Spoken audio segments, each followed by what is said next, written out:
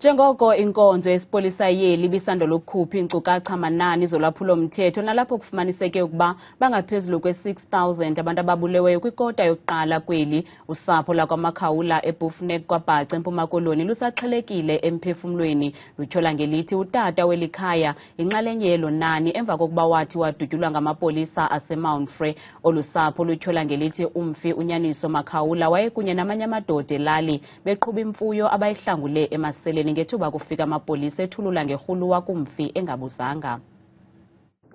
Kokusekuzeni kusa umhla wama-21 kuJanuwari walo nyaka ngethuba umfi uNjengoko ehamba namanye amadoda elali bevela kuhlangula iigusha neebhokhwe zikamzala wakhe ezazisandula kukhutshwa esibayeni. Ngenxa yokoyikisela ubomi bakhe, umzala lowo wahlaba umkhosi kwalandelwa ekhondweni. Kwafika abantu ebusuku phango-10 emva koko ndeva ke ukuba ikhona into eyenzekayo.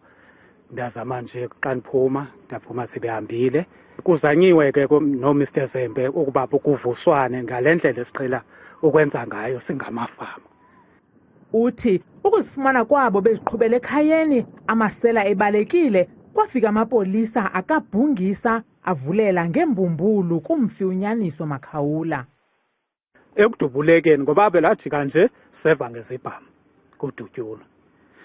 Uze ndithi kwafumaniseka ke ngokwachaneka ke uNjengoko ngolo hlobo.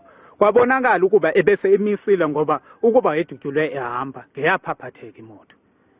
Amapolisa aseMount Frere atyhola ngelithi kwakutshintshiselwana ngerhuluwa kodwa ngokwentombi kamfi ngamampunge lawo. Ngoku izama ukuba kuvela inyaniso kodwa ifumana izigrogriso. Xa ndimbuza kumastishi into yokubana how come nithi nanidutyulwe but kwi-register yenu into nifumene ku-crime scene nifumene i-9mm Taurus pistol only, ziphi magazini? Kwalapho ke ngoku ndilandelelwa ngemessage endithreatenishayo ndathi mandiyeke le nto ndiyenzayo because ndidilishana nabantu abayingozi. Uthi le meko ichaphazele nobomi impilo yabo.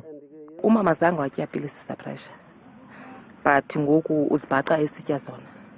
Nam bendine-session ne-psychologist on Thursday. Kulapho ke baye babona into yokubana no, mabandithumele eMthatha because bandidiagnosa nge-severe depression. Abebutho lophando elilodwa i-IPID ithi sele bekwisigaba sokugqibela ngophando. Kwiindaba zethu kuChannel 163 ngokuphathelwa yiNewsroom Africa, ndinguntsiki Noyiya eBuffneck Kwa-Bhaca.